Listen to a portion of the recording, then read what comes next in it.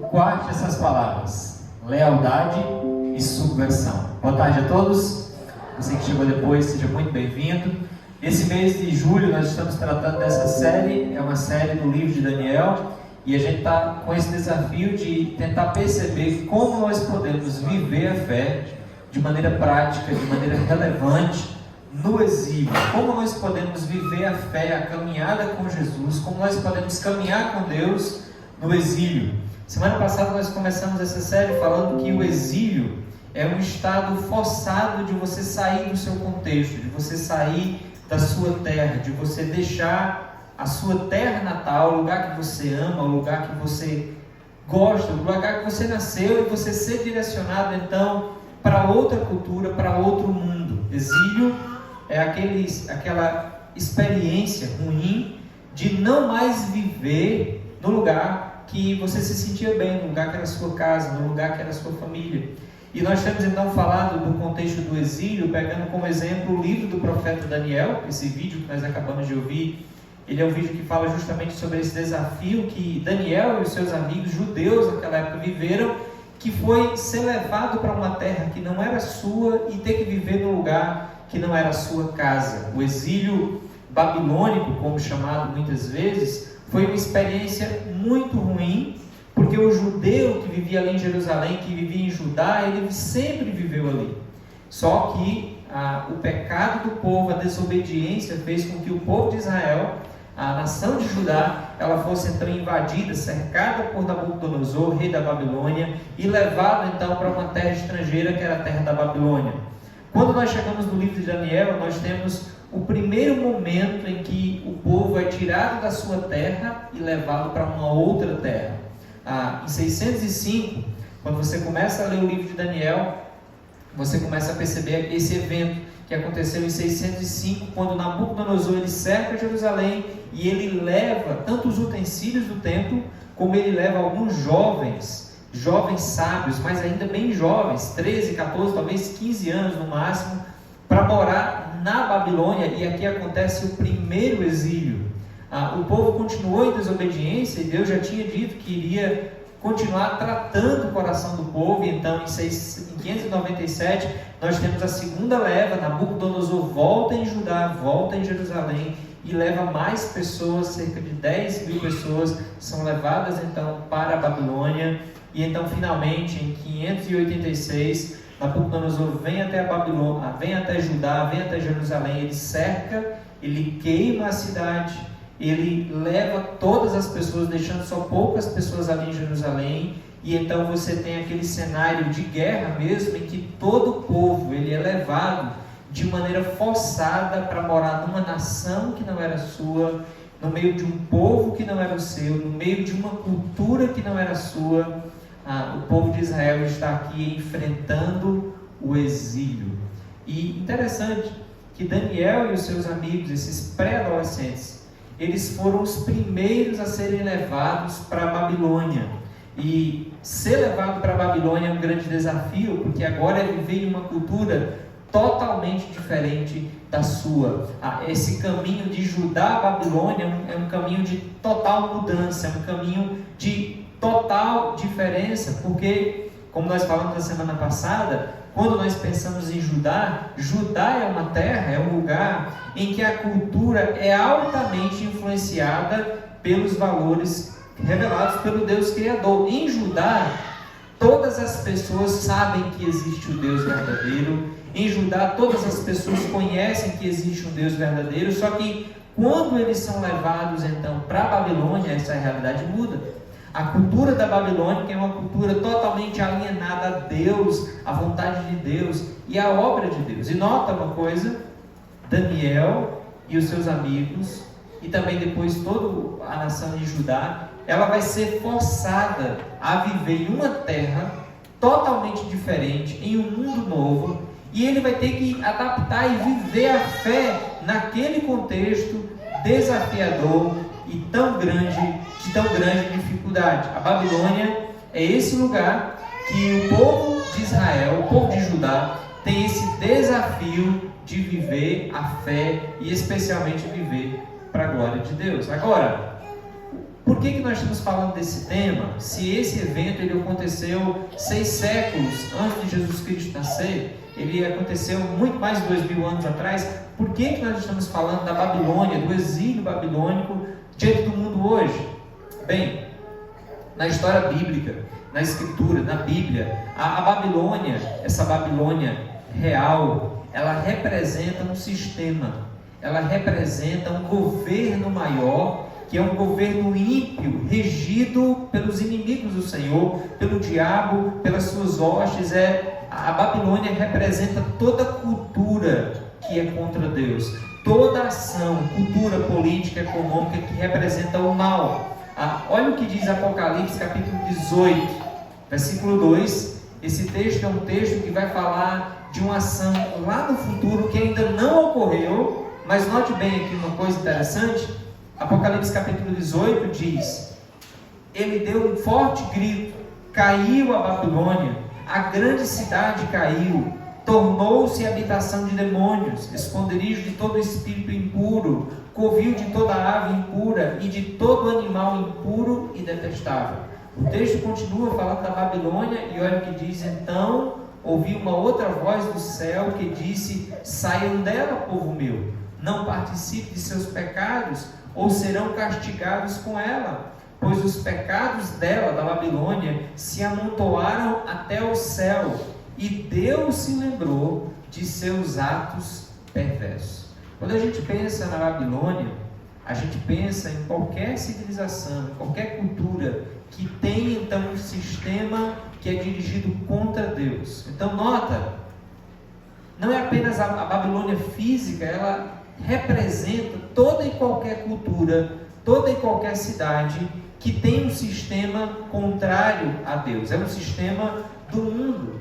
E nota uma coisa interessante, porque como nós falamos semana passada, que para relembrar e para acrescentar algo, quando nós olhamos para o nosso contexto do nosso Brasil, não vou pedir para levantar a mão para não constranger e mostrar quem é mais maduro, não velho, porque aqui não tem ninguém velho, mas para ver quem são os mais maduros. Mas alguns de vocês aqui certamente nasceram aí ou teve contato com pessoas que nasceram perto dos anos 60. E muito interessante porque no Brasil essa data, a década de 60, ela vai ser uma década que vai ser marcada por várias questões que vão mudar muito a cultura do Brasil. Bem, você sabe que a cultura do Brasil, nós fomos fundados, nós fomos colonizados por católicos. Isso significa dizer que muitas das crenças que nós temos como cristãos e como filhos de Deus, muito se parecem com as crenças dos católicos, evangélicos em si. Muitas crenças são comuns. Então, por exemplo, em um contexto católico, nunca houve discordância sobre se Jesus é Deus. Não, católicos e evangélicos concordam com isso. Se a Bíblia é a palavra de Deus, não tem discordância sobre isso. Se é necessário Jesus para ser salvo, não, ninguém tem dúvida disso. Se o inferno existe, não, ninguém tem dúvida disso. Se nós precisamos temer a Deus, não, ninguém tem dúvida disso. Então nota que durante muito tempo no Brasil, até pela colonização que tivemos, nós vivemos num ambiente, numa civilização em que a cosmovisão, vamos falar um pouquinho mais sobre essa questão de visão, cosmovisão, ela é totalmente influenciada pelos valores e princípios da espiritualidade cristã. Ou seja, nós vivemos durante muito tempo em um contexto em que a espiritualidade regia a vida. Eu lembro, e nota que nós éramos tão regidos pelas questões espirituais, que mesmo aquelas que não estavam na Bíblia, mas só porque eram espirituais, foram os pais que ensinaram e tinham um valor espiritual, os nossos pais, ou a geração passada, obedecia de uma maneira muito submissa. Deixa-me dar um exemplo. Quantos de vocês, ou se não só eu, foi ensinado que sandália emborcada era um grande problema? E se você porventura deixasse uma sandália ali virada, você teria um grande problema, né? A gente cresceu e descobrimos que não tem nada disso, na verdade não tem nenhum problema, mas quando você vê uma sandália lá assim, o que é que você faz? Eu sei que não tem nada, mas deixa eu desvirar. Bem, isso foi no passado. Eu lembro na época da Semana Santa, né?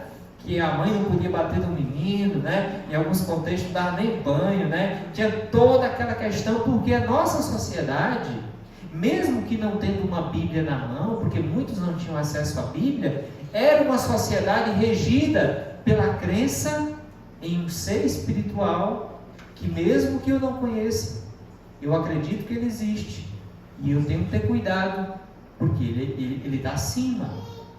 Note, isso é uma sociedade regida pela espiritualidade.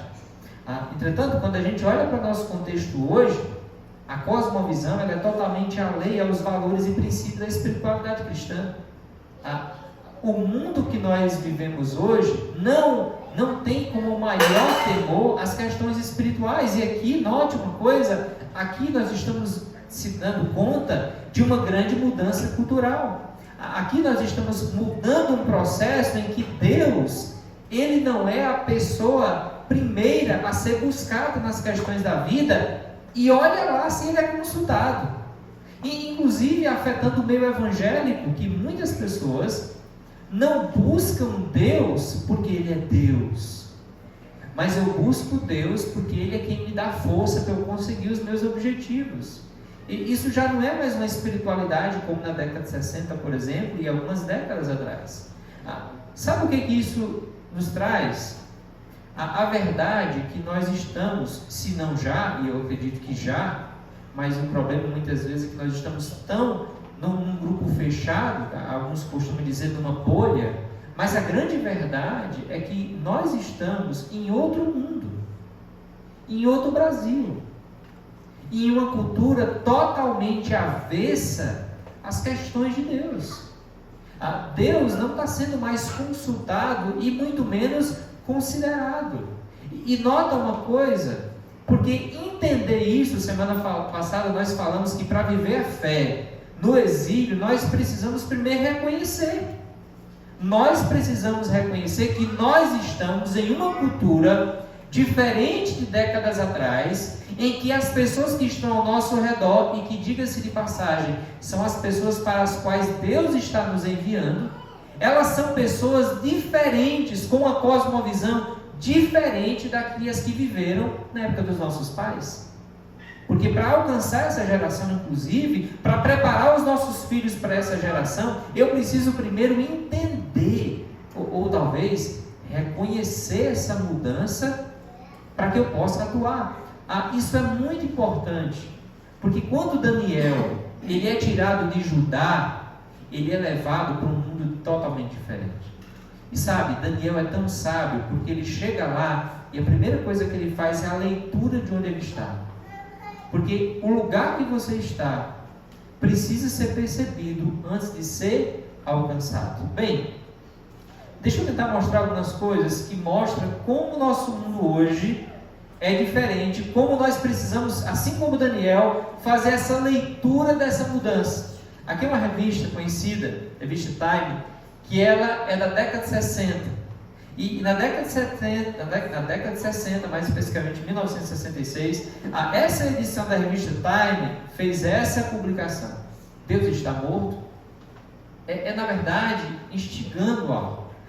A gente sabe que Deus não morre, né? A gente sabe que Deus sempre existiu.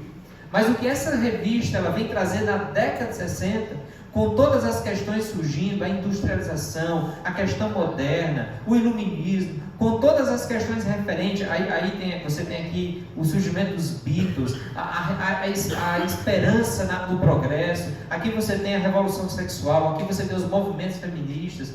Nessa data, essa revista ela vem trazer a seguinte ideia: Deus não é mais necessário. Não é que Deus morreu e a gente enterrou, não é isso que a revista está propondo, até porque a revista nem acredita que Deus existe. Ela está querendo dizer que o conceito de Deus morreu, ninguém liga mais para isso. Agora nota uma coisa interessante, porque Jesus diz que muitas vezes os filhos das trevas eles são mais sábios do que os filhos da luz. Nós estamos falando aqui da década de 60. E algo que, falando de mim, por exemplo, eu estou abrindo os olhos há pouco tempo. Mas na década de 60 já tinha gente lá de fora que não conhece a Deus, falando para a gente que os conceitos do mundo estavam mudando. e que a gente tinha que se despertar para essa realidade. Hoje a gente se encontra com prejuízo de não conseguir mais fazer muitas coisas e de alcançar o mundo que nós estamos vivendo, talvez porque nós não refletimos sobre o mundo e a mudança que o mundo nos trouxe. Pastor, mas isso talvez não seja tanto assim. Deixa eu dar um exemplo. Deus está morto? Essa semana teve a sabatina, está tendo sabatina na UOL, em vários canais de transmissão, para concorrer à Prefeitura de São Paulo. E um dos pré-candidatos é justamente o Pablo Marçal, conhecido, influencer aí. E muito interessante, porque no final da entrevista, a Fabiola, essa de marrom, do lado do fundo, ela então faz várias perguntas para o Pablo Marçal, e uma das perguntas que ela faz é: você, Pablo Marçal, é mentor de muitas pessoas, mas quem é o seu mentor? E o Pablo Marçal, ele é religioso, todos nós conhecemos, e ele vai falar justamente que o mentor dele é Jesus. O que é que ela diz? Jesus não vale. Jesus não vale. E ela disse na lata, ele disse: meu mentor, Jesus. Ela disse: não, Jesus não vale. Diga um político. Ele disse: Salomão. Ela disse: não, diga um político do Brasil. Ele disse: Rui Barbosa. Aí ela disse: Rui Barbosa, não sei se ela conhecia Rui Barbosa, mas aí a outra disse: um político, alguém conhecido. Disse: na verdade, o meu maior político, para mim a maior referência é José, o justo, porque ele pegou um Egito quebrado, numa seca terrível, e ele conseguiu fazer com que o negócio prosperasse. Ela ficara assim. Mas nota uma coisa: Jesus não vale. E nota uma coisa, porque isso é muito importante. Uma vez eu fiz um curso aqui na região, eu não sei quantos de vocês lembram daquele curso que nós fizemos aqui, se eu não me engano foi lá na igreja de Vila Eduardo, daquele material Good Soil, Boa Terra, que o Daniel veio fazer aqui, e ele deu esse exemplo sobre a evangelização como um descascar de cebolas. A cebola não tem várias camadas, e quando você vai evangelizar alguém, você tem que saber em que camada a pessoa está. Bem, nós estamos falando de um mundo que a camada dele é não acreditar em Deus e não considerar Deus na prática. E muito interessante, porque no passado a gente saía com a Bíblia na mão e o nosso desafio era o quê? Provar que a fé só era por meio de Jesus, porque havia a crença de outros mediadores. Bem, eu diria que ainda hoje vale a pena sair nas ruas para talvez você perceber o mundo que você está vivendo. Não tem ninguém buscando uma salvação eterna, não tem ninguém considerando a Bíblia como palavra de Deus. É Babilônia. E nós fomos trazidos, ou a Babilônia foi trazida a nós, como o irmão disse quinta-feira aqui, que nós não fomos levados para a Babilônia, mas a Babilônia foi trazida a nós. E nós estamos aqui como Daniel com o desafio de fazer a diferença nesse mundo. A questão é como?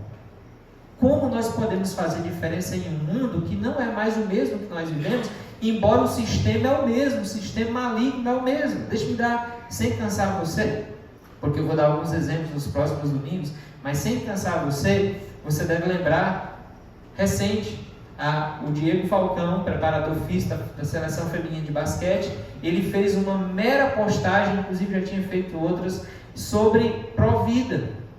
Ele fez uma mensagem pró-vida. Agora deixa eu lhe dizer uma coisa: há décadas atrás, quem neste país discordava que aborto era algo terrível? Há décadas atrás, quem neste país achava normal a prática do aborto?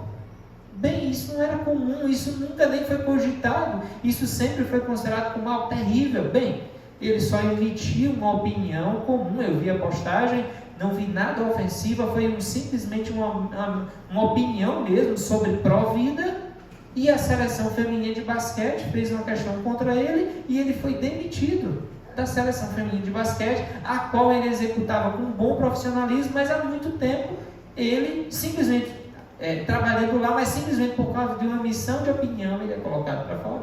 Por quê? Porque neste mundo que vivemos, na Babilônia, o discurso cristão ele não é plausível. O discurso cristão, ele simplesmente, muitas vezes, ele não é aceito. Os valores cristãos são tidos como preconceito. Então, eu emitir uma opinião sobre o Provida é um preconceito contra o direito da mulher de cometer o aborto, como por exemplo. E nesse sentido, cristãos são uma grande ameaça. Agora, vamos abrir aqui um parênteses. Alguns são, não são não? Alguns são, porque na época das eleições, alguns estão prontos para ir para a guerra. Não foi? Na época da eleição, alguns crentes estavam prontos para pegar em arma. Você vê isso em Daniel?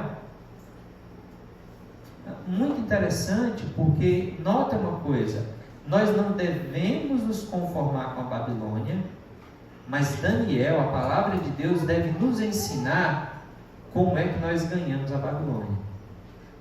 Como é que Deus quer que neste mundo nós possamos influenciar a Babilônia? E daqui a pergunta nossa nessa tarde: como viver a fé em um mundo totalmente diferente? Essa tem sido a nossa pergunta. O que é que Deus espera para que nós vivamos a fé aqui neste mundo? E eu queria trabalhar com vocês 4 requisitos. Convido você a abrir a sua Bíblia em Daniel, capítulo 1. E eu queria mostrar aqui na vida de Daniel 4 coisas, queridos, que nós não podemos deixar de ter para que nós façamos a diferença neste mundo. Se Daniel pôde, eu acredito que nós também podemos fazer a diferença e marcar este mundo.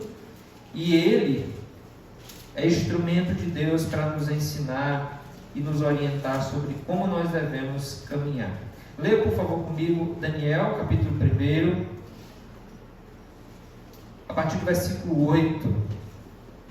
Se você não tiver com a sua Bíblia ou com o seu celular, você pode ouvir a leitura.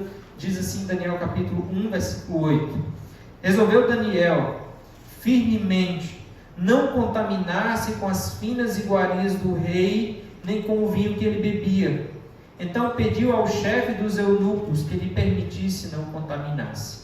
Ora, Deus concedeu a Daniel misericórdia e compreensão da parte do chefe dos eunucos. Disse o chefe dos eunucos a Daniel: tenho medo do meu senhor o rei, que determinou a vossa comida e a vossa bebida, porque pois veria ele o vosso rosto mais abatido do que o dos outros jovens da vossa idade.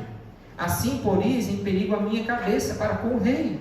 Então disse Daniel ao cozinheiro-chefe, a quem o chefe dos eunucos havia encarregado de cuidar de Daniel, Ananias, Misael e Azarias: experimenta-me, peço-te, os seus servos 10 dias, e que se nos dê legumes a comer e água a beber. Então se veja diante de ti a nossa aparência e a dos jovens que comem das finas iguarias do rei, e segundo vires, age com os teus servos. Ele atendeu e os experimentou 10 dias. No fim dos 10 dias, a sua aparência era melhor, estavam eles robustos do que todos os jovens que comiam das finas iguarias do rei. E com isto, o cozinheiro-chefe tirou deles as finas iguarias e o vinho que deviam beber, e lhes dava legumes. Ora, a estes 4 jovens, Deus deu o conhecimento e a inteligência, e em toda a cultura e sabedoria, mas a Daniel deu inteligência de todas as visões e sonhos. Vencido o tempo determinado pelo rei, para que os trouxesse, o chefe dos eunucos trouxe a presença de Nabucodonosor. Então o rei falou com eles, e entre todos não foram achados outros como Daniel, Ananias, Misael e Azarias, e por isso passaram a assistir diante do rei. E em toda a matéria de sabedoria e de inteligência sobre o que o rei lhes fez perguntas, achou 10 vezes mais doutos do que todos os magos e encantadores que havia em todo o seu reino. Daniel continuou até o 1º ano do rei Ciro. O que nós precisamos para viver a fé de maneira influente nesse mundo? Deixe-me dizer que a primeira coisa que nós precisamos para viver a fé no exílio, nós precisamos de uma cosmovisão bíblica. Procurei uma palavra mais fácil para tentar clarear para nós isso, mas a palavra cosmovisão é a melhor, talvez, que nós possamos, que nos ajuda a entender o que nós precisamos para viver neste mundo. Cosmovisão tem a ver com a visão de mundo. Cosmovisão são 2 palavras, cosmo e visão. Cosmo é mundo e visão é visão de mundo. Imagine esses óculos que estão aqui como cosmovisão. Cosmovisão são as lentes que você usa para ver. É a maneira como você vê o mundo. mundo. E nota que isso é muito importante, porque a maneira como você vê o mundo vai determinar como você vai agir no mundo. Note uma coisa aqui no texto, capítulo 1, versículo 1 a 3, porque diz que Daniel e os seus amigos, olha, foram levados ao palácio da Babilônia. Eles são tirados de Judá e eles são levados para a Babilônia. E aí nota uma coisa, porque enquanto Daniel estava na cultura que ele conhecia, no lugar que ele conhecia, estava tudo tranquilo. Mas agora Daniel é forçado a viver em uma outra cultura. E aqui ele precisa colocar os óculos para fazer a leitura certa do lugar que ele está. Porque senão, ele não vai conseguir viver bem no lugar que ele está inserido. Ele não vai conseguir glorificar a Deus, porque ele está olhando com a visão errada sobre a vida.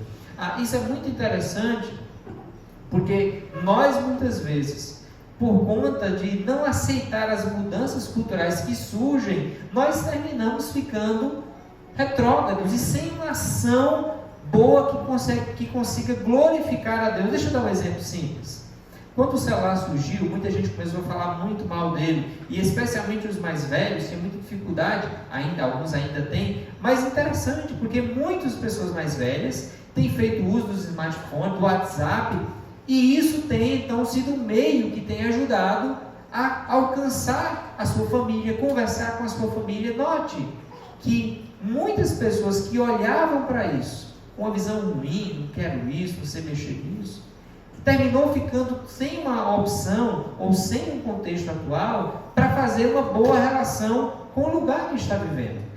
Muito interessante, porque quando Daniel ele vai ser levado para um outro país, ele vai ter que lidar com a cultura. Quando Daniel vivia só em Judá, era a cultura do povo de Deus, embora não perfeita. Mas quando Daniel é levado para uma outra cultura, aí ele tem que fazer a relação cultural.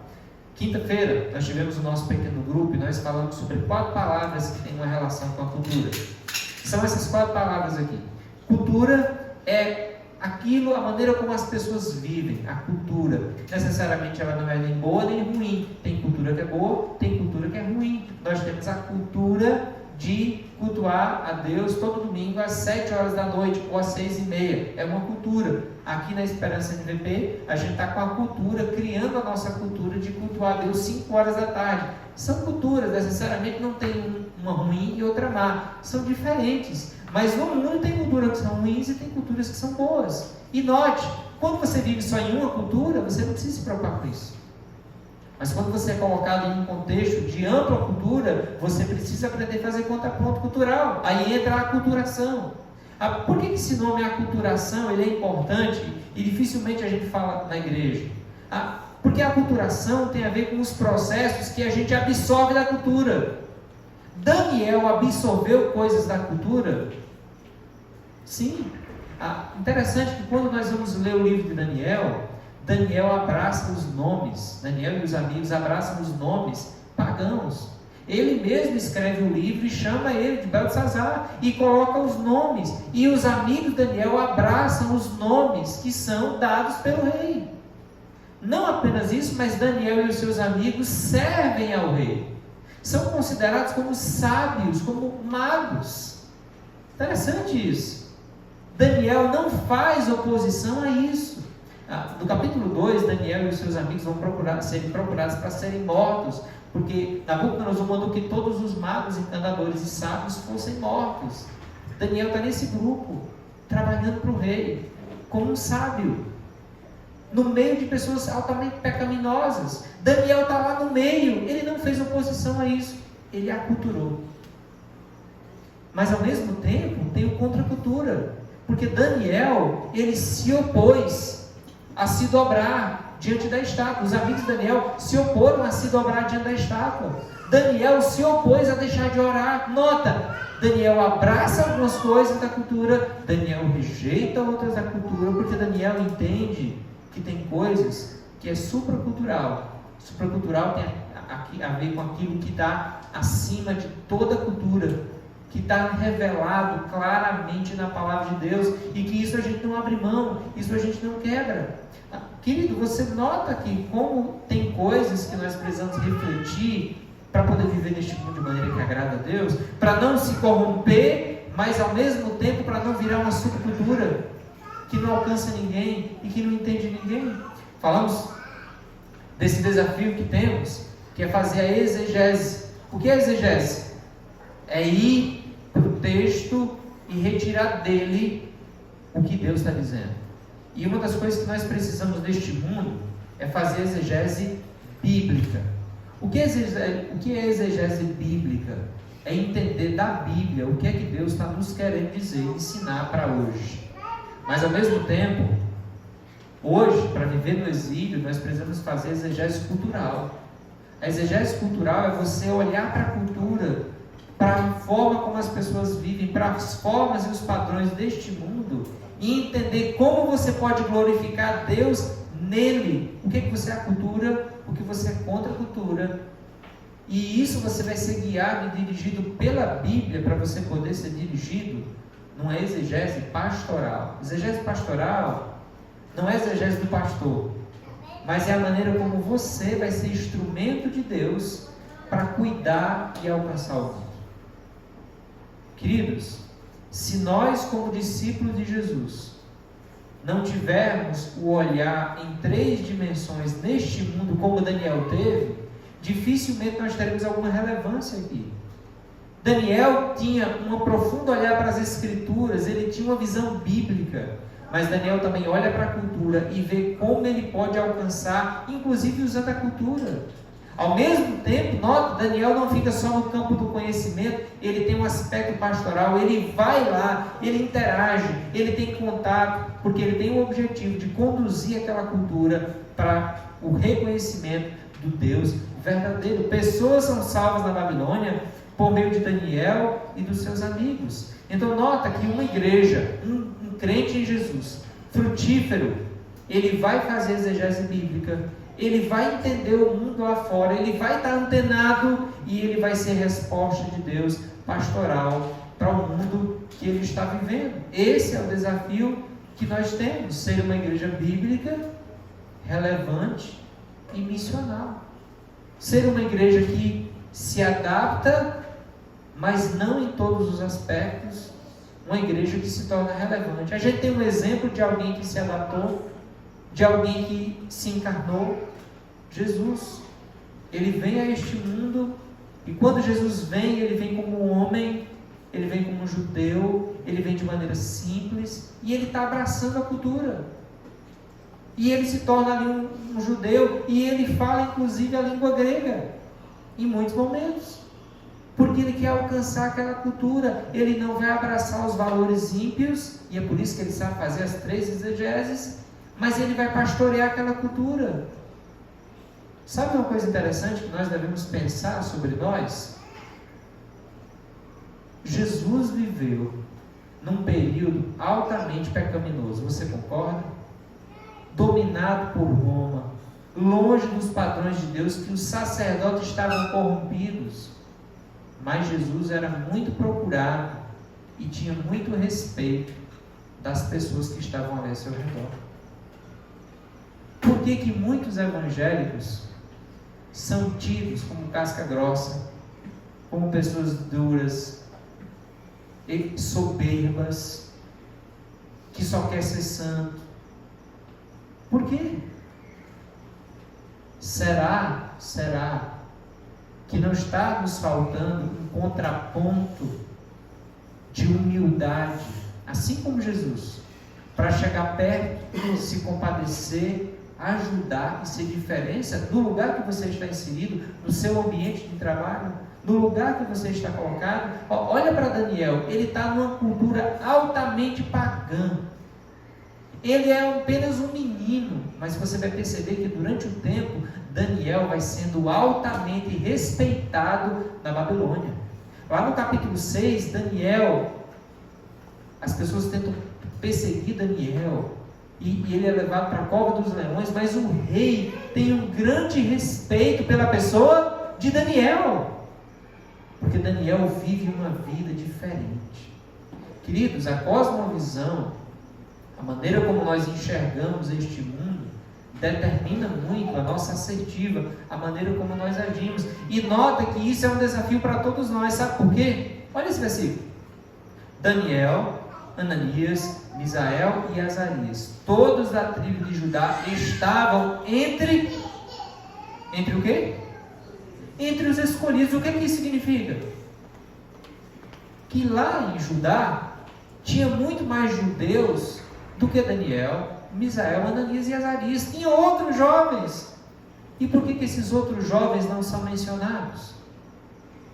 Por que esses jovens não são sequer falados, retratados, a não ser aqui? Novamente, quando tem lá o evento que os amigos se prostram, diz: dos exilados de Judá, quem não se prostra é Ananias, Misael e Azarias. Queridos, tinha outros judeus lá, mas os únicos que fizeram a diferença ali estão aqui. Por quê? Porque eles tiveram uma cosmovisão equilibrada de não abraçar o mundo inteiro. Não, eles não fizeram isso. Mas eles também não foram aquele tipo de crente de rejeitar tudo e não querer nem contato, de nem entender. Eu visto alguns pais que têm dificuldade com os filhos adolescentes, e eu vejo uma frase muito comum, que é o pai diz assim: esse menino é assim, porque na minha época, e o pai já vai usando a época dele para exortar a vida do filho. Eu também já fiz isso. Mas pais, você precisa entender a época que o seu filho vive, para você fazer um contraponto com a Bíblia, com a época que você viveu, para você cuidar do coração dele. Não queira que o seu filho faça isso, que o seu filho estude a sua época, que o seu filho estude a Bíblia, e aí ele entenda por si mesmo como viver a vida. Não, faça com o seu filho a tripla exegese, que é o entendimento daquilo que ele precisa compreender. Nossas ações são muito fruto de nossa visão. Então você só vai até onde a sua visão vai. E é por isso que cosmovisão é importante. Porque se você não refletir sobre a maneira como você vê o mundo, você dificilmente vai mudar. Se você achar, não, estou fazendo tudo certo, eu acho que tem que continuar tudo fazendo do mesmo jeito, você tem a cosmovisão. Se você não para refletir, as suas ações serão resultado da sua visão. Quando Daniel ele vai para a Babilônia, ele precisa fazer uma análise. E isso tem a ver com a visão do mundo que ele estava vivendo. Bem, o mundo está mudando, o mundo já mudou. E se você quer servir a Deus e ser influente neste mundo, você precisa fazer a cosmovisão, ter a cosmovisão correta de acordo com a Bíblia, cultura e pastoreio. Mas não apenas isso. Daniel, ele olha o mundo, mas ele decide. Olha o texto, versículo 8, que Daniel diz assim, Daniel, porém, decidiu não se contaminar com a comida e o vinho que o rei lhe tinha dado. Pediu permissão aos chefes oficiais para não comer esses alimentos. Olha, aqui diz no texto, o evento é, eles chegam na Babilônia, eles abraçam os nomes, mas na visão de Daniel ele não vai abraçar a comida. Tem várias opções, várias discussões entre os teólogos. Alguns dizem que é porque aquela comida era sacrificada aos ídolos, de fato era. Outros dizem porque aquela comida tinha carnes que Daniel não comia, e de fato também tinha.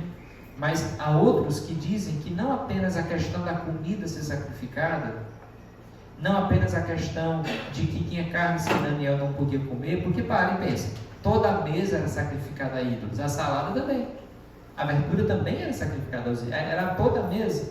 Então, alguns autores vão dizer que tem algo a mais. O que é esse algo a mais? Daniel entende ali um limite. Daniel não quer se expor demais na Babilônia, para ele não se contaminar. Isso aqui é muito interessante porque é um relativo. Nesse sentido, talvez comer aquela comida não era nem errado nem certo.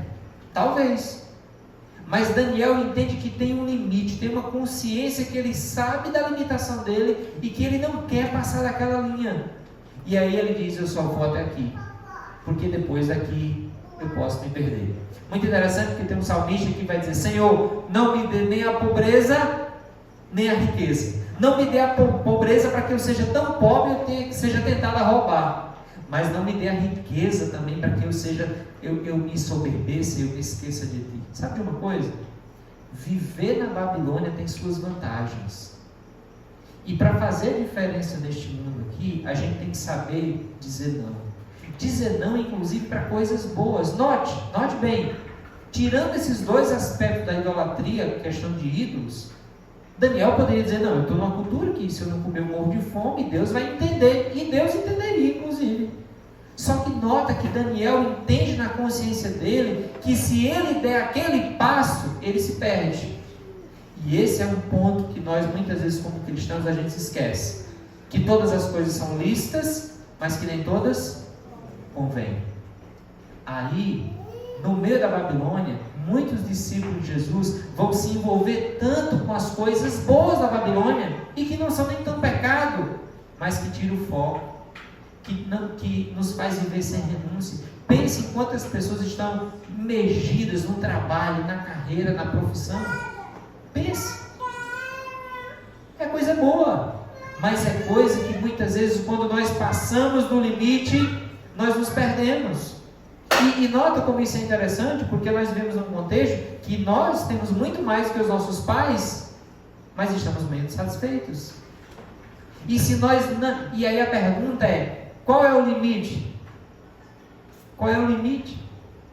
Qual é o limite para a satisfação?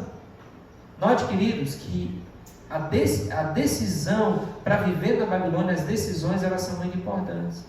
Porque se nós não tomarmos decisões conscientes, nós não faremos a diferença que Daniel toma decisões. Aqui é uma delas, nós veremos outras nas próximas semanas, mas Daniel vai tomar decisões de não fazer certas coisas e decisão de fazer certas coisas. Então, deixa eu te dizer que Daniel parava para refletir na vida e ele tomava decisões firmes em relação à fé dele. Muito cuidado na sua vida, para você não vir para a igreja todo domingo. De vez em quando dá, você vai para um pequeno grupo, quando você não tem outro compromisso.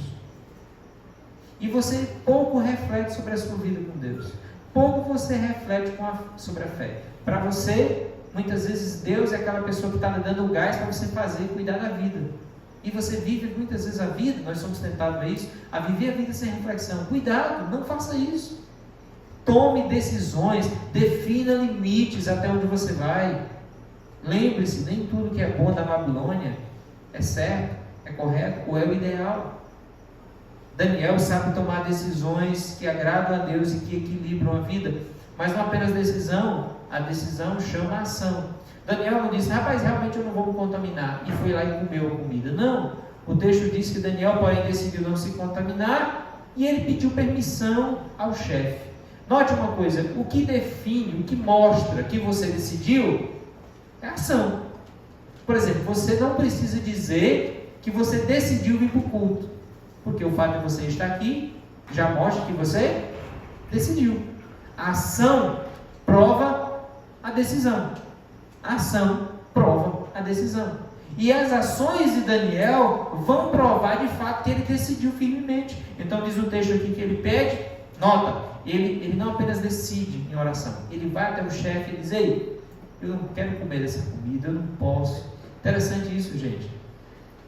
Daniel é um crente, ele é um judeu, ele é um israelita. E nota uma coisa interessante, se você ler o texto, Daniel faz o quê? Ele ordena no nome de Jesus. É? Não, Daniel pede. Gente, olha que interessante. Numa cultura que não conhece a Deus, a atitude de Daniel é de humildade. Ele vai lá e pede. Ele vai lá e ele pede, olha, por favor, seja compassivo comigo. Eu não queria comer desses alimentos. E aí eu fico imaginando o texto, porque note uma coisa. Daniel falou com o assistente, então nota outro passo, ele vai falar com o assistente que cuida, né, dos oficiais, né? E aí nota uma coisa, ele fala com o responsável e ele faz uma proposta. Mas é muito interessante que no meio dessa conversa, quando ele vai falar lá com o chefe diz, olha, eu tenho medo, porque olha, o rei quer que você esteja bem. Se ele olhar e ver você mal, sabe quem é a cabeça que vai? A minha.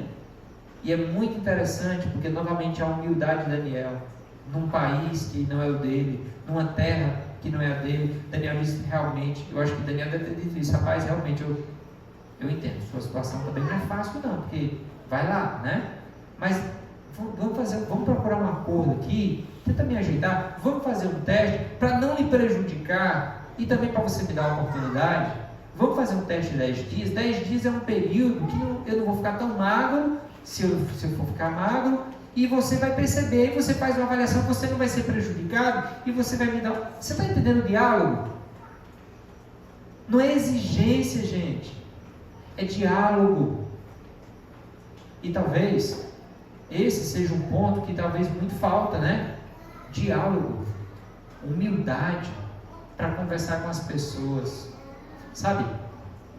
É impossível tratar do livro de Daniel e não ficar falando toda hora de política.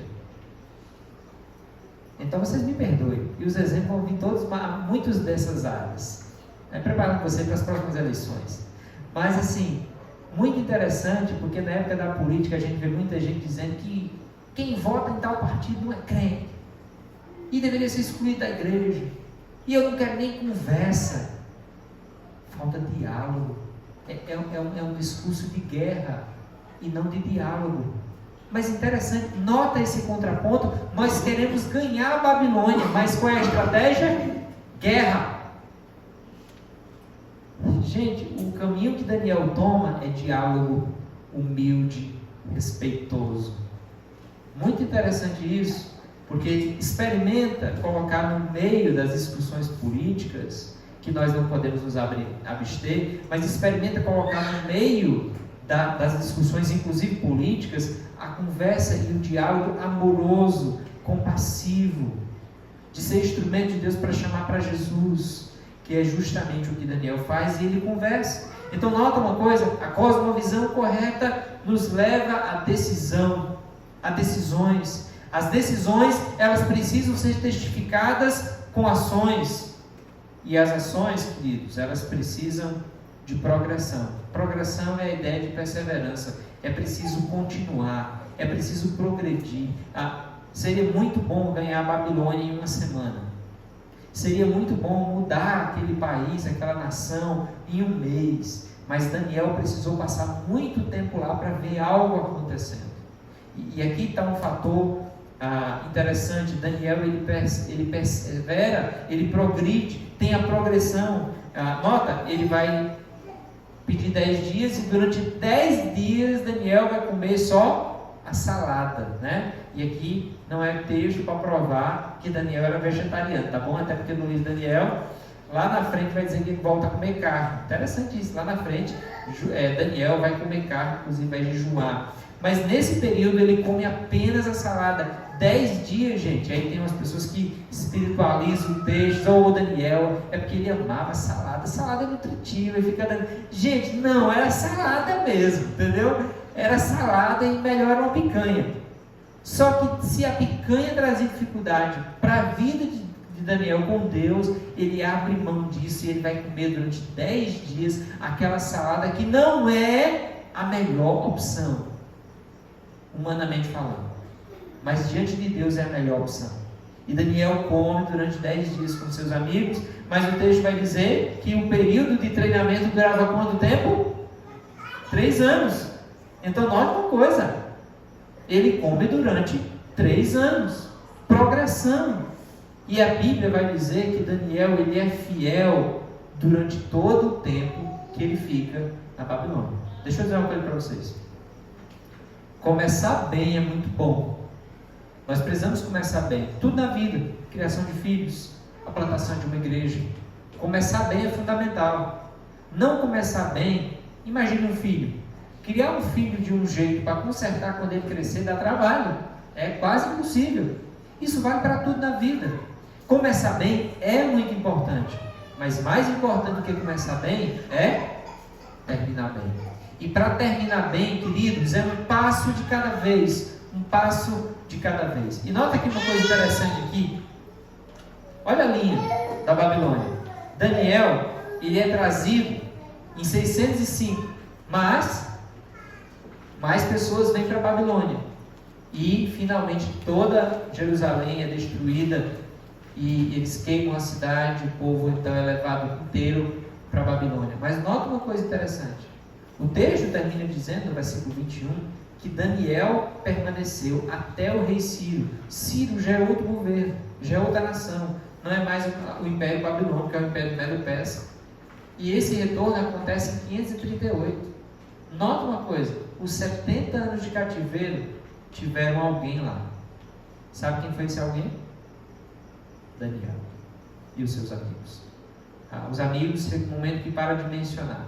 Mas Daniel passou 70 anos na Babilônia sendo influente, sendo respeitado, perseguido também, vamos falar sobre isso.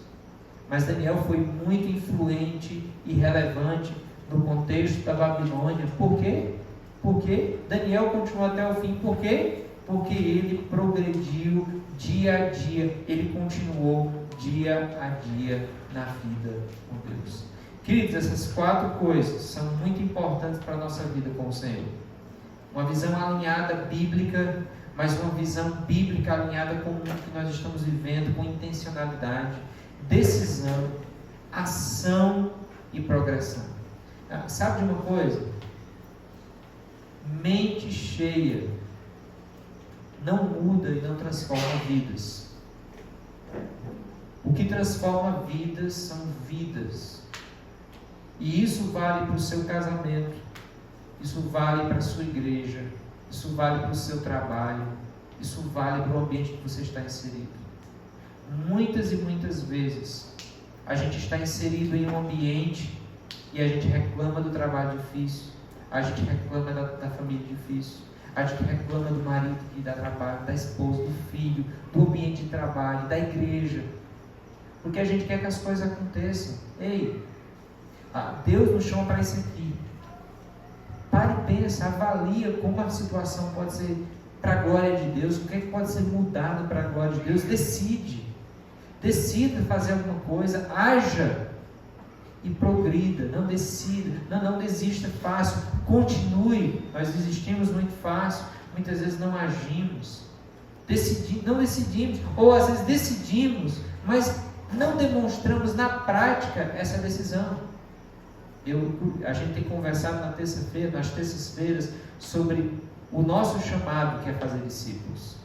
E uma coisa que a gente está percebendo lá na nossa conversa de liderança é que muitas pessoas conhecem o Evangelho, mas discipulado não é conhecer o Evangelho, é chegar perto de alguém para caminhar.